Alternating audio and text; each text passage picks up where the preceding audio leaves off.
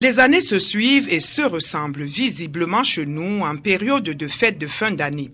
On prend toujours les mêmes et on recommence. Les parures spécifiquement dédiées à la décoration, nous venant d'ailleurs, inondent nos marchés, nous subliment et intègrent nos habitations, faisant d'elles des maisons jumelles pour ce qui est de l'habillage ou de l'ornement. Nous nous ruons tous dans ces mêmes boutiques pour s'acheter ces mêmes parures à l'effet d'embellir nos maisons. C'est le sapin artificiel blanc ou vert qui occupe le coin du salon avec ses guirlandes aux 1000 couleurs qui ornent ses arbustes et autres espaces réservés.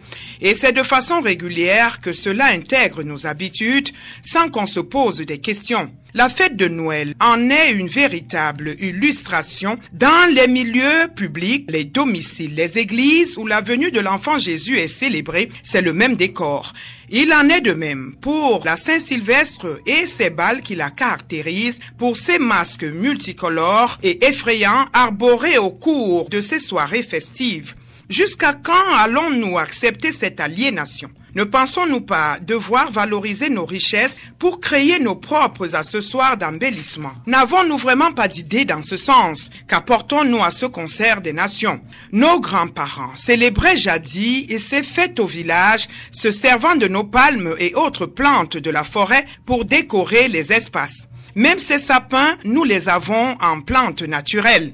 Comme on a vu à un moment donné des poupées noires intégrer le marché des jouets, vivement qu'on réfléchisse à ces parures made in Africa. Pourquoi pas? Notre question n'est qu'un pavé jeté dans la mare parce que nous pensons que cela est possible et nous profiterait mieux.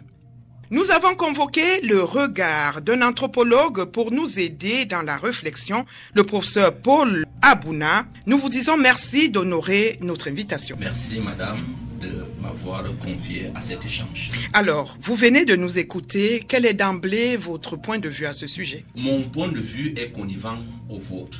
C'est des points de vue qui vont dans la même direction. Et à l'inventaire non exhaustif des types de parures que vous avez évoqués, je pourrais ajouter les parures des rues. Il y a des rues qui sont maintenant barrées par les municipalités. Exactement, nous avons parlé des lieux publics. Mais surtout les feux d'artifice. Exactement. Et vous avez les tenues vestimentaires, c'est-à-dire les parures des corps humains, etc.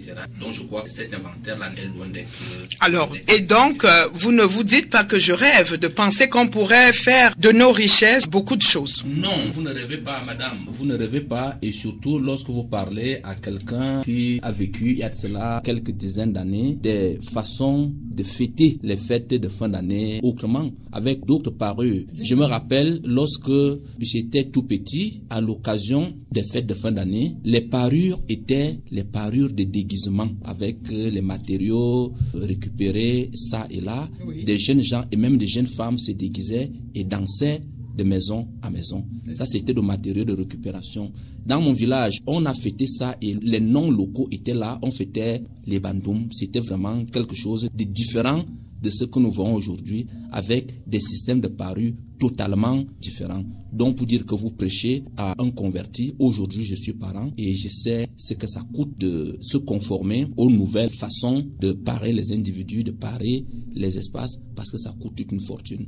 Parfois, ça coûte même plus cher que la nourriture que nous mangeons et la boisson que nous buvons. Alors, nous convoquons l'anthropologue que vous êtes. Quel est le regard que vous jetez? Est-ce que nous sommes condamnés à utiliser ces choses qui nous viennent d'ailleurs? Est-ce que c'est l'effet de la mondialisation ou alors nous restons éternellement colonisés? C'est l'effet de l'érosion culturelle parce que nous devons savoir ce que nous fêtons. La fin d'année, c'est généralement la fin d'un cycle et les traditions négro-africaines avaient des façons particulières de fêter les cycles.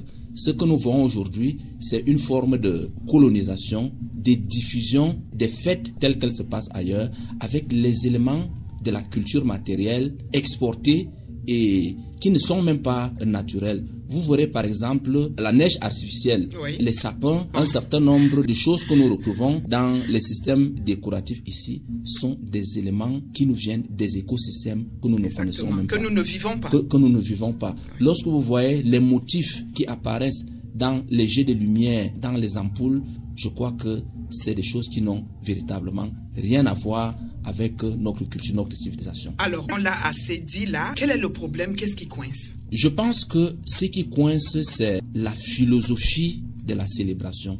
Il faudrait que les Camerounais et les Négro-Africains sachent ce qu'ils célèbrent et comment célèbre-t-on des choses culturellement et surtout les fins de cycle. Les fins de cycle sont souvent des instants de récréation, de convivialité.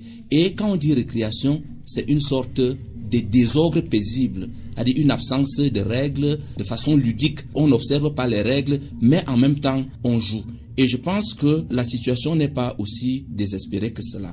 Je sors du Ngon où le sultan m'a fait l'honneur de présenter la leçon inaugurale. Oui. Et c'est une culture qui a gardé une tradition de célébration extraordinaire. Il y a le chaos qui est figuré par un certain nombre d'acteurs traditionnels. Il y a un bilan qui est fait et il y a une projection qui est faite. Oui, mais professeur, mais après, est-ce que ça ne reste pas chez nous? Qu'est-ce qu'on exporte? Nous n'exportons rien du tout. Qu'est-ce que nous vendons? Nous ne vendons... de Songondo et autres. Je sors de Fumban, madame, je vous assure, pendant 2 ou 3 jours, la ville était paralysée parce que les gens venaient de partout. Tout au moins, il y a l'artisanat, il y a le tourisme local qui s'en sort avec une plus-value. Mais le mérite, c'est que ce qui se passe à Fumban, ce qui se passe au niveau de Ngondo, puisse être essaimé un peu partout. Exactement. Un peu comme nous recevons ces jouets, ces parures qui nous viennent d'ailleurs. Qui nous viennent d'ailleurs. Imposons nos richesses ailleurs également. Oui, nous devons imposer nos richesses d'ailleurs, mais pour le faire, il faudrait déjà que cela soit conceptualisé. Si on vous dit comment appelle-t-on le cycle de la fin d'année en Bassa, je suis sûr que beaucoup n'auront pas le terme exact.